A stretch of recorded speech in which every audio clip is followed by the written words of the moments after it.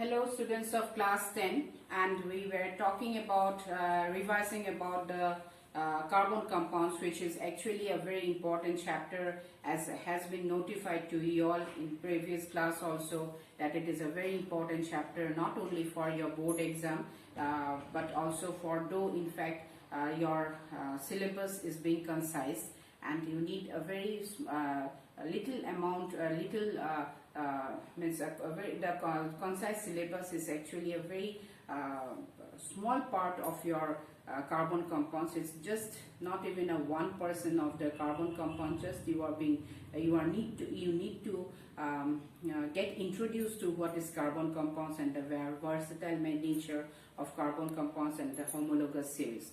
However, as you go higher and higher, and in fact if you are thinking of joining the science stream, then this chapter will be a very important one. So please, though you are to study only a bit of the carbon compounds, then also I feel that you should go through it. And then as we were talking about the different carbon atoms, like how to we actually should know that how to name the different compounds. Now suppose you are given a structure here, right? So you have to know what are means when you name, that means when any compound is being drawn in this manner, that means you should automatically know that this is actually hydrogen, right? So this is actually hydrogen. So that means you when you are trying to name any carbon compounds, you have to know that the nomenclature of the compounds, like as I told you that the trend in which it goes is that methane, ethane, propane, butane, in that manner it goes on. So what happens here is that, and always remember that the functional group will be replaced, the hydrogen atom will be replaced by the functional group, whether it is an alcohol, whether it is a carboxylic acid, whether it is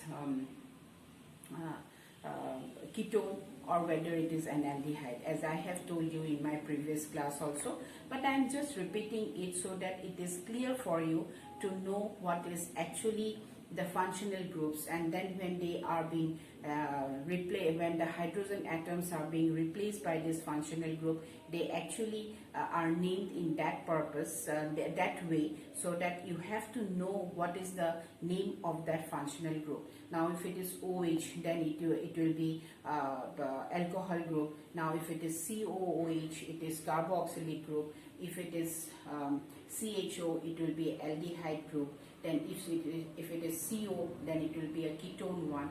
So, and if it is replaced by bromine or chlorine, then it will be a haloalkane, compound, because like bromine, then chlorine, those are what? Those are actually halogens. That is why they are known as like fluorine, chlorine, bromine, iodine.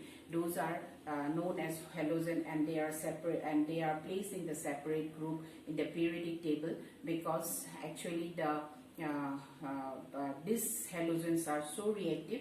Because why? Because the number of valence electron in the this halogen is 7. So when it is 7, then what happens? That means the valency becomes 8 minus 1, 8 minus 7, that means 1. So that means it can accept 1 electrons, and that is why these halogens are very reactive, and you will find lots of compounds with halogens. That is why these carbon compounds generally they form compounds which is with oxygen or hydrogen, because oxygen and hydrogens, they both resemble each other because both of them are gases, and also it resemble each other because they are very reactive. So that is why you will find lots of compounds which will be replaced, where the hydrogen atoms are being replaced by oxygen or by fluorine. So that is why they are known as I told you, that when they are replaced by the halogens, especially the bromine and chlorine, they are known as, if it is replaced by bromine, it is known as bromo carbon compound, whatever may be. If it is butane, then if a hydrogen atom is being replaced by chlorine, then you will have to name it as chlorobutane or chloropropane. So that way it goes on. Or of course you have to know whether there is a double bond or a single bond or a triple bond. So when it is a triple bond, then it will be alkene, right, and alkyne, and then when it is a double bond, it will be alkene, and if it is a single bond, it will be known as alkene. So that way it goes on. And when it means when you are thinking, means when nothing is written over here, that means you have to know that the number that it is this is actually hydrogen. Now you have to know about, that means the satisfaction of the tetravalency of carbon. That means the tetravalency. What do you mean by tetravalency? Again I am repeating, tetra means four, and then valency. That means when any element is having 4 valency, that is known as tetravalency. So when you are writing the carbon compounds, you have to know that the 4 valency, that is the tetravalency of carbon, is satisfied or not. Now here you see, that means a bond actually, the bond will actually tell you what is the valency. Here you see there is only a single bond. That is why it is, that means between this carbon atom or between this hydrogen atom, only a single pair of electron is being shared. So when you are talking about, now here you see, that means here this is C1, C2 and C3 and C4.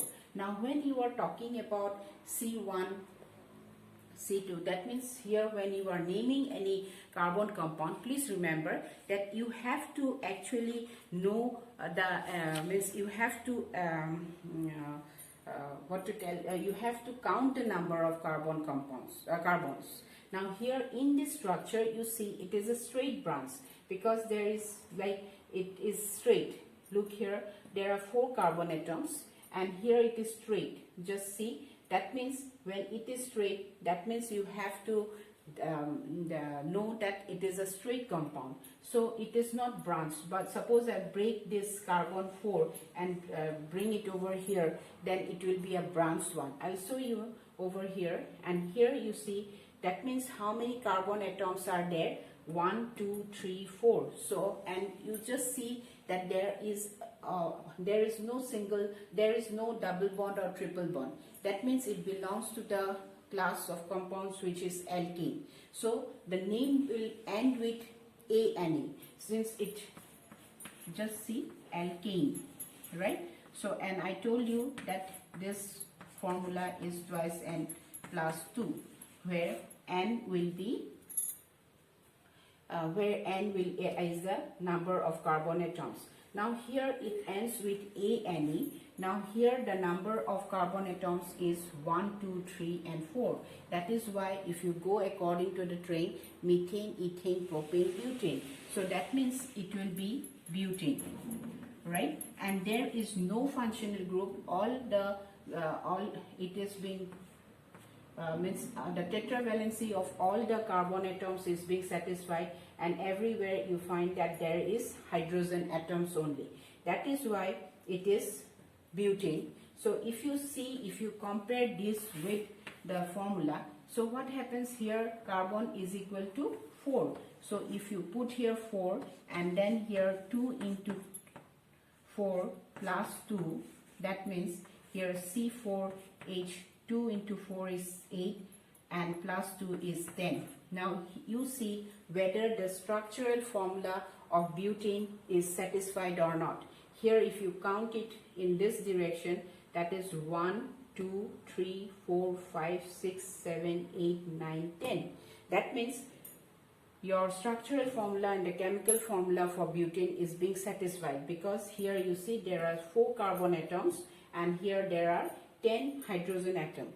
And since it is not being replaced by any, the hydrogen atoms are not replaced by any other functional group, that is why it is known as that is why it is known as simply as butane, because according to the trend it will be methane, ethane, propane, butane. So suppose if I told you, as I told you, suppose I break this and then what I do, I bring this carbon 4 here, right? So here also I'll have to see that whether the tetravalency is satisfied or not.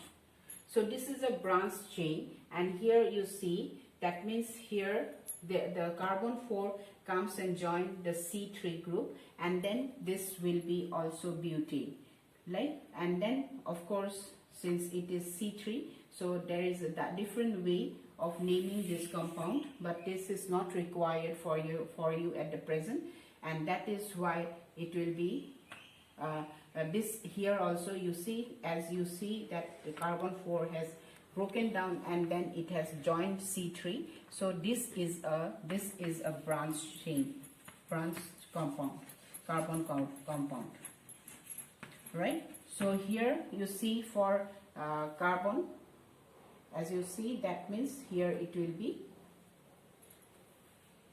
1, 2, 3, 4. So here the valency, tetravalency of carbon 4 is being satisfied, and here it will be 1 each. Okay, so that means here also 1, 2, 3, 4, 1, 2, 3, 4, 1, 2, 3, 4.